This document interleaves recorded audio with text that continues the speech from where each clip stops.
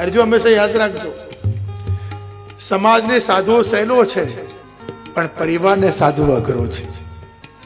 શ્રેષ્ઠ મનુષ્ય કોણ?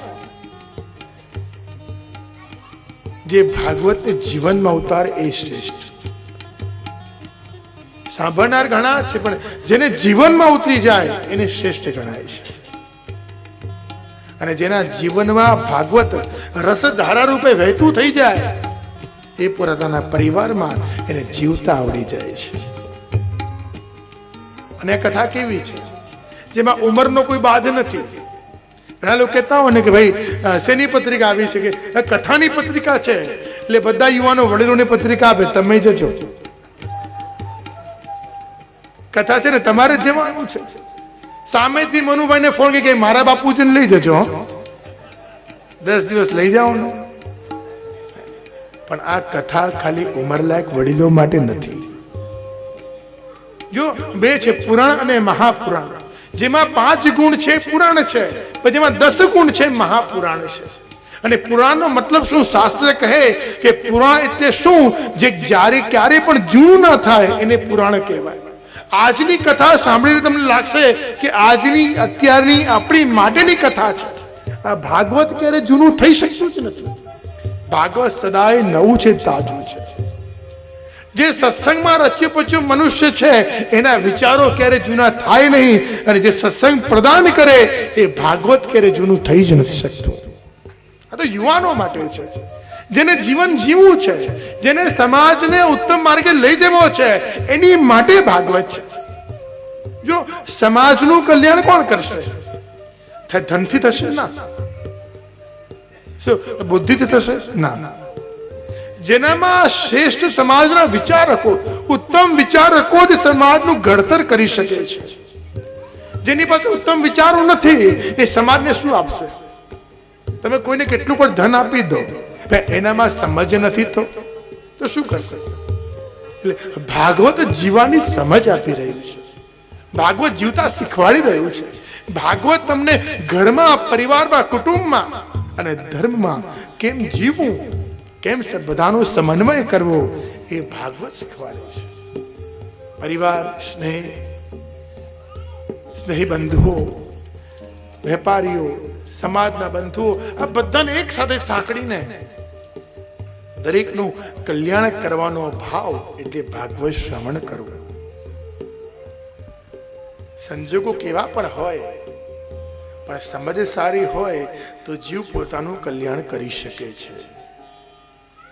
એટલે કહ્યું ને કે જીવનમાં પ્રભુ જ પ્રભુ ચલાવે છે, બસ શ્રવણ ભાગવતજીને કરવાના છે. ભાગવત શું છે? સરિતા છે, જે વહેતી જ જાય, જે અહીંયા બેઠી બેઠી તમારી સુધી વહેવાની છે. અને વહેતી વહેતી એ સરિતા, એ ભાગવતજીની ગાથા હૃદયને નિર્મળ પવિત્ર કરશે. 7 દિવસ શ્રવણ કર્યા પછી એવું લાગે કરે અરીસામાં જોયું હું તો એવો ને એવો દેખાવું છું. તમે કેવા દેખાવો છો એ બીજાને પૂછજો કે હવે મારામાં શું પરિવર્તન છે. કહેશે તમે મનુષ્ય રૂપે આવેલા ખરા, પણ આજે એવું લાગે છે કે ખરેખર ભાગવતજીની અંદર જેમ પરીક્ષિતના મનમાં જેમ કૃષ્ણ કેવા વસી ગયા છે, એમ તમારા એ નેત્રો જોઈને લાગે છે કે તમારા મનમાં એ કૃષ્ણ વસી ગયા છે. એટલે તો કહેવાય છે કે બહારનો મેકઅપ કેટલો પણ કરી લઈએ એ ઉતરી જાય, પણ ભાગવતનો મેકઅપ કેવો છે? ભાગવત એવો તમને રંગી નાખે કે જીવનમાં ક્યારે પણ એ કૃષ્ણ, એ શ્યામ સ્વરૂપ તમારાથી દૂર ના થાય. એવી ગાથા છે, હા એવી મંગલ ગાથા કે જ્યાં યુવાન અને વડીલ, પરિવારજનો બધા એક સાથે મળીને જેને શ્રવણ કરી શકે એ ભાગવત છે. કે કૃષ્ણને ગોતવા ક્યાં? લેખ્યા રૂપે કહેવાય છે કે કળયુગમાં પ્રભુના દર્શન ક્યાં થશે? લેખ્યા છે, શિલ્પી છે, કેટલા બધા પ્રકારો છે ભગવાનના. તો કે પ્રભુના દર્શન ક્યાં કરું? કે લેખ્યા રૂપે. કેમ કે જે ભાગવતજીના દર્શન કરીએ એ શબ્દોમાં પ્રભુના દર્શન થાય છે. ઉદ્ધવજીને જ્ઞાન આપ્યું છે ને, પ્રભુના અંત સમયમાં હાજર કોણ? ઉદ્ધવજી. અને છેલ્લે પ્રભુના એ જ્ઞાનના અધિકારી ઉદ્ધવજી હતા અને ઉદ્ધવજીને કહ્યું કે પ્રભુ હવે શું કરો છો? ભગવાન કહે સ્વધામ પધારવાની તૈયારી કરું છું. અરે પ્રભુ આપ સ્વધામ જશો પછી અમારું શું થશે? પછી અમે ક્યાં કોને આપને મળવા માટે અમે ક્યાં જઈશું? ત્યારે ભગવાને કહ્યું અરે ઉદ્ધવ ચિંતા ના કર, હું મારું સંપૂર્ણ સામર્થ્ય, મારી સંપૂર્ણ લીલા, મારું સ્વરૂપ, મારું ઐશ્વર્ય, છ ધર્મો એ ભાગવતજીની અંદર સ્થાપિત કરું છું. જે ભાગવતજીને મળશે માનો મળી ગયો છે. એવા શ્રીમદ ભાગવતજી. અને ઉદ્ધવજીને ભાગવતજી પધરાવીને કહ્યું કે સદાય માટે સદા સેવ્યા શ્રીમદ ભાગવત કથા. સદાય ભાગવતજીને સેવન કરજો, ભાગવતજીનું સ્મરણ કરજો. માનજો કે સાક્ષાત હું મળી ગયો છું. પ્રભુનું લેખ્યા સ્વરૂપ એ ભાગવતજી છે. એટલે તો કહ્યું છે કે મંદિર કરતા કથાનું મહત્વ વધારે છે. ઘણા કે હોતું હશે, હા, મંદિરમાં માત્ર ભક્તો જ બોલે, પણ ભાગવતમાં ભક્તો મૌન રહે, માત્ર ભગવાન બોલે છે. એટલે તો કલયુગમાં મહત્વ છે ને. કલયુગમાં ભગવાન કરતા ભાગવતનું મહત્વ વધારે છે. કેમ કે અહીંયા સ્વયં શબ્દ રૂપે, નેત્ર રૂપે કૃષ્ણ હૃદય સુધી પહોંચી શકતો નથી, પણ શબ્દ કણકણમાં કૃષ્ણ એ શબ્દમાં વસી જાય ને શબ્દ રૂપે રહેલો કૃષ્ણ ભક્તના હૃદય સુધી પહોંચે છે. એટલે કલિકાલમાં ભાગવતનું મહત્વ છે. જેને ભાગવતનું શરણ છે એને સદાય માટે શ્રી ભગવાનનું શરણ થઈ જાય છે. એટલે આ કથા ક્યારે જૂની થઈ શકતી નથી. કથા તો આપણી છે, આજની કથા છે. જેને હજી જીવતા ના આવડ્યું તો કથા શું કરવાની? ભાગવત જીવતા શીખવાડે છે. ઉદાસ થયેલો વ્યક્તિ, જીવનથી મૂર્જાઈ ગયેલો વ્યક્તિ, હતાશ થયેલો વ્યક્તિ જ્યારે ભાગવતના શરણે જાય ને નવું જીવન સંપાદન કરે છે. હા, એ ભાગવતી છે. કે સંસારમાં રહીને કેમ ભક્તિ કરવી એ ભાગવત છે. સંન્યાસી થવું સહેલું છે, સંસારી થવું અઘરું છે, પણ સંસારીમાં ઉત્તમ જીવન કયું કે જે ભાગવતના શરણે જાય. શ્રી વલ્લભાચાર્યજી કહે એ જ મોક્ષ રૂપે મુક્તિ ભર્યું જીવન છે. બાકી સંસારી એટલે શું? જે બધું જ છોડીને માત્ર ભગવા વસ્ત્ર ધારણ કરી લે. પણ વૈષ્ણવ કોને કહેવાય? જે ભગવા ધારણ કરતા નથી, ભગવું મન કરી દે છે. ભગવા વસ્ત્ર કરતા એ ભગવું મન વધારે ઉત્તમ છે. જેને સ્વ કલ્યાણ, સમાજ કલ્યાણની ઈચ્છા જાગે એ જ સાચો સંગી કહેવાય. એટલે કહ્યું આ ભક્તોની કથા દિવ્ય કથા છે. આખી શ્રીમદ ભાગવતજીમાં ક્યાં સંન્યાસીઓની કથા નથી, પરિવારની કથાઓ છે. અને જ્યાં પરિવારની કથા આવે ત્યાં હંમેશા માનજો આ કથા આપણી માટે છે. આ ભાગવત પ્રસાદ આપણને મળી રહ્યો છે. જ્યારે ગોપી ગીતા આવે ને તો આપણે શું માનીએ? ગોપીઓએ ભગવાન માટે રુદન કર્યું, ગોપીઓ ભગવાનને બોલાવ્યો. ના, આપણે જ બોલાવી રહ્યા છીએ. આપણે જ તો છીએ કે જેનાથી પ્રભુ દૂર છે. આપણે જ નાદ કરી, હે પ્રભુ એકવાર દર્શન આપો, એકવાર દર્શન આપો, એકવાર દર્શન આપો. એમાં કથા આજની છે. કથાના જેટલા ચરિત્ર સ્કંધો જોઈશું ને આ પરિવારની કથા છે. ક્યાં કુરુવંશની કથા આવશે, ક્યાં મહાભારતની કથા આવશે. દરેક પરિવારની કથાઓ છે. એટલે કહેવાય આ એક ગાથા છે આપણી સાથે મળે છે, આપણાથી ક્ષણભર દૂર નથી. જન્માંતરે પરે પુણ્યમ તથા ભાગવત લભેત. જેના જન્મે જન્મોના પુણ્ય ભેગા થાય એ ભાગવત શ્રવણ કરે છે. કહેવાય છે કે કેટલા જન્મોના પુણ્ય મળ્યા હોય તો આ વ્રજરજ પ્રાપ્ત થાય, અને એમાં કેટલા જન્મોના વ્રજની સાથે તપ ભેગા થાય તો આ વ્રજરજમાં બેસીને ભાગવત શ્રવણ થાય છે. અને એક ભાગવત શ્રવણ કરવાનો અવસર તમને મળ્યો તો ખરો, પણ ક્યાં મળ્યો? આ વ્રજભૂમિમાં, આ ગિરિરાજની તળેટીમાં, જ્યાં સ્વયં ભગવાન કૃષ્ણ એક એક ભક્તોના મનોરથ પૂરા કર્યા છે. સહસ્ત્ર પૂજાઓ ધારણ કરીને એક એક ગોપીના ઘર સુધી એ ભગવાન પહોંચ્યા છે. અને અમારા શ્રી ગિરિરાજ બાબાને શું કહેવાય? ભક્ત મનોરથ પુરકાય નમઃ. એક એક ભક્ત જો મનમાં કોઈ મનોરથ રાખે તો એ મનોરથો અમારા શ્રી ગોવર્ધન નાથ ગિરિરાજ બાબા એ પૂરા કરે છે. અને એવા જ કહેવાય છે ને કેટલા જન્મોના પુણ્ય સંચિત કર્મો ભેગા થયા હશે ને ત્યારે આજે આ ભાગવતજી મળી છે. અને એમાં અમારા પ્રિય મનુભાઈ, એમનો અથાગ પરિશ્રમ, એમની ઉત્તમ ભાવના અને સાથે સહાયકમાં ભગવદીય દક્ષેશભાઈ, કૃણાલભાઈ અને નીરવભાઈ અને એમનો પરિવાર. ખરેખર આ 3 પુત્ર નથી, પણ લાગે છે 3 રત્નો છે કે જે મંગલ કાર્યમાં, શુભ કાર્યમાં જે સાથે જોડાય, એ જ સાચી સંતતિ કહેવાય, એ જ સાચા કુટુંબીજનો કહેવાય, એ જ પરિવાર કહેવાય છે. પરિવાર કયો સાચો? જે ભગવત કાર્યમાં સાથ આપે, એ જ સાચો વૈષ્ણવ અને એ સાચો પરિવાર. તો આ સંસ્કાર જો કથા શ્રવણ કરવા નથી, અહીંયા તો ઘણું પ્રાપ્ત કરવાનું છે. પરિવારમાં કેમ રહેવું એ પણ ભાગવત શીખવાડશે. ઉત્તમ વૈષ્ણવ કેમ બનવું એ પણ ભાગવત શીખવાડશે. કૃષ્ણ લીલાના એ ગોપીનો ભાવ કેમ લાવો એ પણ ભાગવત શીખવાડશે. આજે આ કથા તો આદર્શ કથા છે, એક એક ઘર સુધી પહોંચવાની કથા છે. એટલે ભાગવત એ તો એક એક શબ્દો રૂપે શબ્દ બ્રહ્મ છે. અને હંમેશા યાદ રાખવું કે એક શબ્દ મુખમાંથી નીકળે એ ફરતો ફરતો ફરતો પાછો આપણા સુધી પહોંચે છે. આ શબ્દ બ્રહ્મ એટલે ભાગવતજી. શબ્દો રૂપે કૃષ્ણ મળી જાય એટલે માનો ભાગવતજી મળી ગયા છે. તમારા ઉત્સાહી, ખૂબ જ ભાવિક અને જે સદાય કાળે સતત યુવાન છે, જે યુવાનોને પણ શરમાવે છે, જેમનું આવતીકાલે શું કાર્ય કરવું છે એ આજથી કરીને તૈયાર રાખે, એવા અમારા આત્મીય શ્રી મનુભાઈ સોની, એમને તાલીઓથી આપણે વધાવી લઈએ સર્વે.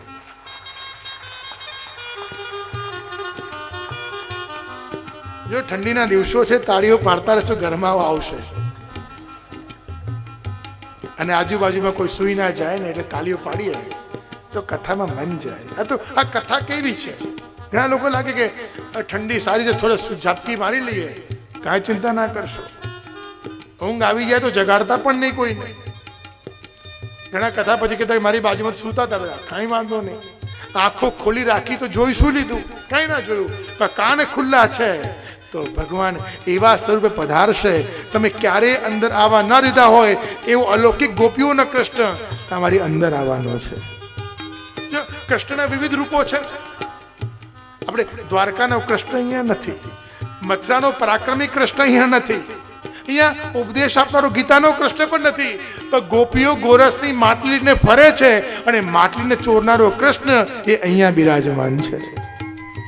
જેને ચોરી કરતા આવડે છે કૃષ્ણ એ મળવાનો છે. જો દ્વારકામાં કરતા હોત તો દ્વારકાધીશ મળ્યા હોત, મથુરામાં હોત તો મથુરાધીશ મળ્યા હોત. કુરુક્ષેત્ર જઈએ તો ઉપદેશ મળી જાય, પણ ગિરિરાજની તળેટીમાં બેસીએ અને ગોપી ગોરસની મટલી લઈને જાય તો અહીંયા ચોરનારો, એક એક જીવનું મન ચોરનારો કૃષ્ણ અહીંયા મળવાનો છે. તમારું બીજું કઈ ચોરી થાય કે ના થાય, પણ ચિત્ત ચોરી થવાનું જ છે. અને એવી ચોરી કેવી? ગોપીઓ કહે છે ને પ્રભુ તમે જે ચોરી કરો છો ને એની કોઈ રિપોર્ટ લખાવી જ ના શકાય. કે કોઈની ભૂખ લઈ લીધી, કોઈની તરસ લઈ લીધી, કોઈની ઊંઘ લઈ લીધી, જેની કમ્પ્લેન થઈ શકતી નથી. ભગવાન તમે જે ચોરી કરો છો એની કોઈ ફરિયાદ થતી નથી, તમે એવી ચોરી કરો છો. અને એ ચોર અહીંયા અત્યારે મધ્યમાં બિરાજમાન છે. અને કહેવાય છે જ્યાં ભાગવત થાય ત્યાં કૃષ્ણ આવે આવે ને આવે. રામાયણ થાય તો શ્રી હનુમાનજી પધારે, મહાભારતના પ્રસંગો ચાલતા હોય તો અશ્વત્થામાજી પધારે, અને જ્યારે ભાગવતજીના પ્રસંગ ચાલે, કથા ચાલે તો સાક્ષાત ભગવાન કૃષ્ણ પધારે છે. અને અહીંયા તો બોલાવા બી નથી પડતા, કે પ્રથમ વક્તા શ્રોતા કોણ છે અહીંયા? અમારા શ્રી મનુભાઈને નિમિત્ત બનાવીને શ્રી ગિરિરાજ બાબાએ આખું એમના મનોથી પૂરા કર્યા છે. કે આપણે કથા સાંભળીશું ત્યારે સાંભળીશું, પણ ગિરિરાજ બાબા પ્રથમ કથા શ્રવણ કરી રહ્યા છે. કે જે મારા ગુણગાન આજે હું પોતે સાંભળવા આવીશ, આ તો મારા ગુણગાન છે. અને એ ગિરિરાજ બાવાની ઉપર રમણ કરતો, ભ્રમણ કરતો, એક એક ગોપીના એ મનના મનોથ પૂરો કરતો. ક્યારે દાન માગે, ક્યારે માખણ ચોરી કરે, ક્યારે રાસ કરે, ક્યારે વેણુનાદ કરે, વિવિધ લીલાઓ કરતો કૃષ્ણ અત્યારે આપણે મધ્યમાં આવીને બિરાજમાન થઈ ગયો છે. બસ એને ઓળખવાનો છે. કથા દરમિયાન કહેવાય ને કે ભાઈ યાત્રા દરમિયાન કઈ સંકેત મળતા હોય પ્રભુ લીલાના, એમ શ્રીમદ ભાગવતની કથા દરમિયાન પણ નિત્ય સંકેત મળે છે. બસ એટલું યાદ રાખવાનું, એકે દિવસ ગેરહાજર નહીં રહેવાનું. કે ભાગવતની કથા ચાલતી હોય એટલે 7 દિવસની એક્ઝામ કહેવાય. રૂટીનના દિવસોમાં તમે સ્કૂલમાં ના જાઓ ને કરી હાજરી પુરાઈ નથી એટલું જ લાગે, પણ એક્ઝામમાં ના જાઓ તો ફેલ થઈ જવાય. એમ આ 7 દિવસ એ જીવનના સૌથી મોટા દિવસો છે કે ગીતાજી કહે છે ને 8મો દિવસ કોઈને મળ્યો નથી, દરેકને 7 દિવસ મળ્યા છે. એમ આપણને પણ આ જીવનના 7 દિવસ મળ્યા છે, એક દિવસ છોડાય નહીં. અને કહેવાય સાંભળ્યું છે કે આ 7 દિવસ કેવા છે, મનુષ્યનું ચિત્ત ભગવાને એ મનનું ચોરી કરનાર કૃષ્ણ સંસારમાંથી મને કાઢીને પોતાની તરફ વાળી દે છે અને જીવને ખબર પણ નથી પડતી. એવા 7 દિવસો છે. તો કહેવાય આ ભાગવતનું તત્વ અને ભાગવતના રત્નો છે. અને આ ભાગવત જીવનની ગાથા છે. કેવી ગાથા? નારદજી વારંવાર કહે ને કે પ્રભુ ગોવર્ધનની લીલા, ગોવર્ધનની પરિક્રમા કરો તો કેટલી વાર આવવાનું મન થયું છે. પ્રભુ એમ કહો આ પરિક્રમા કરતા કરતા આપ શું લીલાઓ કરો છો? અરે પ્રભુ કહે હે નારદજી, આખા જગતમાં ફરું એ અલગ વાત છે, પણ વ્રજમાં જ્યારે ફરો ને, વ્રજનું નિરીક્ષણ કરો તો માનજો કોઈ તીર્થમાં નથી ફરતા, મારા ઘરમાં ફરી રહ્યા છો. આજે પ્રભુએ વ્રજભૂમિમાં આપણને બોલાવીને પોતાના ઘરમાં વાસ આપ્યો છે, ઘરમાં પ્રવેશ કરાવ્યો. અને ઘરમાં જ્યાં પ્રવેશ કરાવ્યો હોય તો કહેવાય આ 24 અવતારોની કથા. 24 અવતારના મંદિરમાં જઈએ તો જવું શક્ય નથી, એક સાથે 24 અવતારના દર્શન કરવા શક્ય નથી. એટલે કહ્યું કે 24 અવતારની પરિક્રમા ક્યારે કરવી? તો કે ભાગવતજીની પોથી જ્યાં બિરાજતી હોય અને એની પરિક્રમા કરો તો 24 અવતારની પરિક્રમા થઈ ગઈ.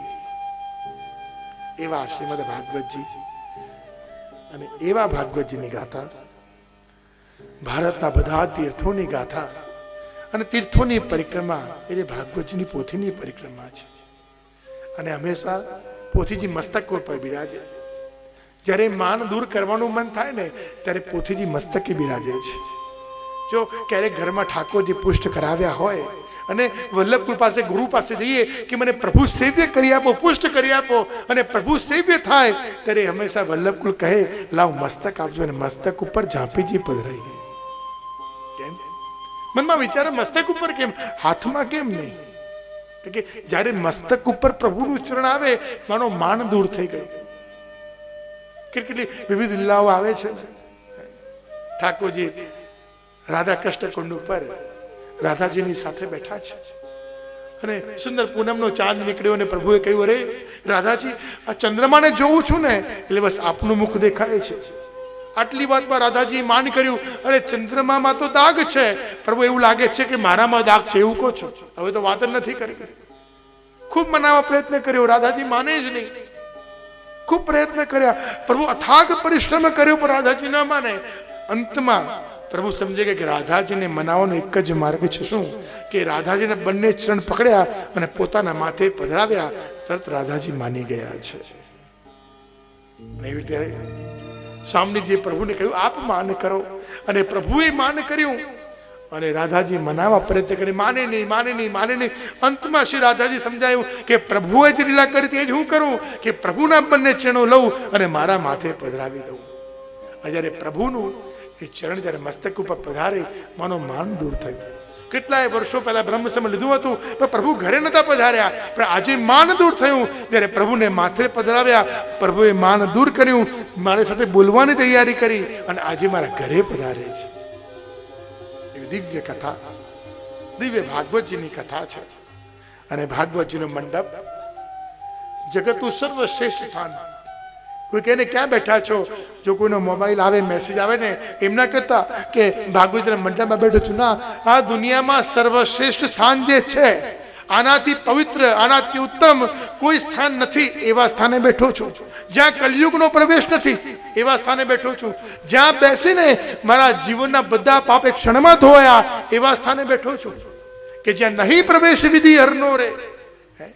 અહીંયા એ સ્થાને બેઠો છું કે જ્યાં કોઈ પણ કલયુગના, કોઈ પણ વિધિહરના, કોઈ પણ આસુરનો પ્રવેશ નથી. એવા ભાગવતજીના મંડપમાં બેઠો છું ભાઈ, જ્યાં દેવતાઓના દુર્લભ છે. દેવ રહ્યા ધિક્કારે છે ને કણિકા ન ચાખી. દેવતાઓ કહે મંડપની બહાર, અરે વૈષ્ણવ થોડી જગ્યા મને આપ, મારે પણ બેસવું છે. ત્યારે વૈષ્ણવ કહે કે અરે આ કથા તો અમારી માટે છે, અમૃત કરતા કઈ મહત્વ હોય ને તો કથામૃતનું છે. એટલે તો આવે છે ને કે પરીક્ષિતજીને ચોથા દિવસે મળવા માટે આવ્યા, દેવતા અમૃત કળશ લઈને આવ્યા છે. પરીક્ષિતને કહ્યું કે રે સાંભળ, આ તને અમર થવા, તને મૃત્યુનો ભય છે, તું કથા સાંભળે છે કે આ તને અમર કરવા માટે અમૃત કળશ લઈને આવ્યા છો, આનું પાન કર, અમર થઈ જા. પરીક્ષિત એના બદલામાં તમે શું માંગશો મારાથી? કે કઈ નહીં, તું અમર થઈ જાય, પછી તારે કથાની જરૂર નથી. કે ના, બસ સુખદેવજી અમને સોંપી દે, કે અમારી પાસે બધું જ છે, સ્વર્ગમાં બધું છે, પણ કોઈ કથા કરનાર નથી, સુખદેવજી નથી, એમને આપી દે. કે કેમ? કે સ્વર્ગમાં ક્યાંથી હોય? કે જેને ભાગવત સાંભળ્યું નથી એ સ્વર્ગમાં જાય, જેને ભાગવત સાંભળ્યું છે એને સ્વર્ગમાં જવાની જરૂર પડતી નથી. સ્વર્ગ અને નરકના ફેરા તો ભાગવત ન સાંભળે એને થાય, જેને ભાગવત સાંભળ્યું હોય એને તો ગોલોક અને લીલાની પ્રાપ્તિ થઈ જાય છે, તો મોક્ષ મળી જાય છે. એને ફેરાઓના ચક્કર ક્યાં? બંધન ક્યાં છે? બંધન કોને હોય છે? જેને કર્મ બાંધે રે. એવું મહારાજ વલ્લભ વર્ણો રે, જ્યાં નહીં પ્રવેશ વિધિ, કાલ કર્મ ના બાંધે રે. એ કાલકર્મ ક્યાં બાંધે છે? કાલ કર્મથી ઉપર વટીને આવીએ ત્યારે ભાગવત શ્રવણ થાય છે. એવું સ્થાન છે ભાગવતજીનું. એટલે પ્રભુ નજીક છે, પ્રભુ નિકટ છે, પ્રભુ સાથે છે. એટલે વિશ્વના દિવ્ય તમામ સ્થાનોમાંથી સર્વશ્રેષ્ઠ સ્થાન એ શ્રીમદ ભાગવતજીની કથાનું સ્થાન છે, જ્યાં બેસવાનો અવસર મળ્યો છે. અહીંયા જાગવાનું પણ સૌભાગ્ય, અહીં સુવાનું પણ સૌભાગ્ય. એ પ્રભુ ચતુર છે, કાન દ્વારા પ્રવેશ કરે છે. હું તો હંમેશા કહું કે જો ઊંઘ આવી જાય કથામાં તો ભલે આવી જાય, કઈ વાંધો નહીં, પણ ખુરશી સાચવીને બેલેન્સ કરીને સુઈ જવું, જેનાથી પડી ના જાય. સંસારનો નિયમ છે, જેને બેલેન્સ કરતા ન આવડે એ ક્યાં ને ક્યાં ગબડી પડે છે ભાઈ. જો જીવન બેલેન્સ કરતા આવડે ને, તમે શાંતિથી ઊંઘ લેતા રહો તો બી એ સંસાર તમને નડતરરૂપ નહીં થાય. પણ જેને બેલેન્સ નથી કર્યું, જેને પરિવાર સાથે સમાજનું, સમાજ સાથે વ્યવહારનું, વ્યવહાર સાથે આજીવિકાનું, આજીવિકા સાથે ધર્મનું જેને બેલેન્સ નથી કર્યું ને, એ હંમેશા ડગમગ રહ્યા કરે છે. એટલે મનુષ્ય જો આ કથા શ્રવણ કરીને જીવનને બેલેન્સ કરે, કોઈ સેવા માર્ગમાં તો સેવા માર્ગમાં એવો તલ્લીન થઈ જાય કે સમાજમાં શું ચાલે છે ખબર જ ના પડે. કોઈ સમાજમાં એવો મગ્ન થઈ જાય કે કથા શ્રવણમાં બેઠો હોય પણ કથા સાંભળી ના શકે. એટલે કહ્યું મનુષ્ય જીવન એ બેલેન્સ કરવા માટે છે. કેટલું ક્યાં જીવવું, કેવી રીતે ક્યાં બોલવું અને કેવી રીતે વ્યવહાર કરવો, સમાજને એ જ સુધારી શકે છે જેનું બેલેન્સેબલ જીવન છે, જેના વિચારો ઉત્તમ છે ને, એ સમાજનો પથદર્શક છે. મોટા મોટા સ્થાને બેઠા લોકો જો સમાજને દ્રષ્ટિ નથી આપી શકતા તો સમાજનો બગાડ થાય છે. એટલે કહ્યું કે વિચાર સારા રાખો. ઉત્તમ વિચાર સમાજ અને પરિવારને ઉત્તમ દિશાએ લઈ જાય છે. એટલે હંમેશા જીવનના ઉત્તમ વિચારોનું ઘડતર કરીએ, જ્યાંથી ઉત્તમતા દેખાય એને પ્રાપ્ત કરીએ. એટલે સદાય સત્સંગ કરીએ. તળાવ કેવો છે? તળાવમાં તમે જુઓ ને તો થોડા સમય માટે જે વર્ષા ઋતુ આવે તો તમને લીલોછમ દેખાય, અને જ્યાં વર્ષા ઋતુ ગઈ ત્યાં તમે લીલ જામેલી, કાદવ કિચડ થયેલો દેખાય. અને ઉત્તમતા સદાય જોવી હોય તો સરિતામાં દેખાશે, વહેતી નદી. આપણે કહીએ કે ભગવત સેવાનું કંઈ પણ સાહિત્ય ક્યાં પધરાવું, તો કે વહેતા જળમાં પધરાવું. એ સદાય પવિત્ર છે. જેના જીવનમાં સત્સંગ છે, જેના જીવનમાં ભાગવતજી છે, જેના જીવનમાં ગીતાજી છે ને, એનું હૃદય સદાય સરિતા જેવું છે. એનો સંગ કરીએ. હું તો હંમેશા કહું કે તમારો સ્વભાવ, તમારા વિચારો કેવા છે કેવી રીતે ખબર પડે કે તમને સંગ કોનો છે, તમે કોના સંગમાં છો એ નક્કી કરી લો. જેના સંગમાં આપણે હોઈએ એના જેવા વિચારો આપણામાં આવે. કહેવાય ને કે ભાઈ ઉઠક બેઠક કોની જોડે છે. ક્લાસ સ્કૂલમાં નથી હોતા, ઘણા છોકરા આગ્રહ રાખે હું પહેલી બેન્ચે બેસીશ, ઘણા આગ્રહ રાખે હું છેલ્લી બેન્ચે બેસીશ. ઘણા અલગ અલગ આગ્રહવાળા યુવાનો, બાળકો પણ હોય છે. પહેલી બેન્ચમાં ભણવા વાળાનો સંઘ હોય અને છેલ્લી બેન્ચમાં રમવા વાળાનો સંઘ હોય. કોનો સંઘ તમારે કરવો છે તમારે નક્કી કરવાનું. એમ આ જીવનમાં પણ તમને સંઘ કોનો છે મહત્વ એનું છે, એના વિચારો તમારામાં આવે છે. અને જે ઉત્તમ વિચારો પોતે નથી પ્રગટ કરી શકતા એને હંમેશા બીજાના વિચારો લેવા પડે છે એવું છે ના. એટલે કે ભાગવત કેવું છે કૃષ્ણ પાસે આવતા દેખાશે. જેમ જેમ શ્રવણ કરશો એમ એમ તમને કૃષ્ણ પાસે આવતા દેખાય. એવું લાગશે કૃષ્ણ હૃદયમાં હૃદયરૂઢ થયા છે. અતિરે આનંદ ભરે આવો મારે અંગે, શ્યામ સુંદર વર બેઠા છો સંગે. મુખડું જોયા વિના પાણી ના પીવું રે. પ્રભુ તમને નજીક દેખાશે. જ્યારે ભક્તની અંદર ભગવાન દેખાતા થાય એટલે માનો હવે ભાગવત ફલીભૂત થયું છે. એટલે તો જય શ્રી કૃષ્ણનો વ્યવહાર છે કે હું જય શ્રી કૃષ્ણ કોને કરું છું? સામેના વ્યક્તિને નહીં, એની અંદર રહેલો અંશરૂપી કૃષ્ણને જય શ્રી કૃષ્ણ કરું છું, એનો જયઘોષ કરું છું. અને જેને જય, જેના મુખમાં કૃષ્ણની જય હોય એનો પરાજય હોય જ નહીં ક્યારે. એટલે આવો પ્રભુ નિકટ આવતા જાય, આપણા ગુણગાન ગાતા જઈએ કે પ્રભુ સદાય આપણી સમીપ બિરાજે છે. આ અલૌકિક અવસર, અલૌકિક આનંદ, આ ભાગવત રૂપી ઉત્સવ છે. અરે શ્રાપમાંથી મળ્યો છે શ્રાપ અને એને મહોત્સવ બનાવવાનો અવસર. કર્યા છે પાપ, પુણ્ય ઉપર જવાનો અવસર. કોઈ પાપ કર્યા હોય ને પુણ્ય મળી જાય, આ જો અવસર અને અવસરનો આનંદ એટલે ભાગવત રૂપી ઉત્સવ કહેવાય.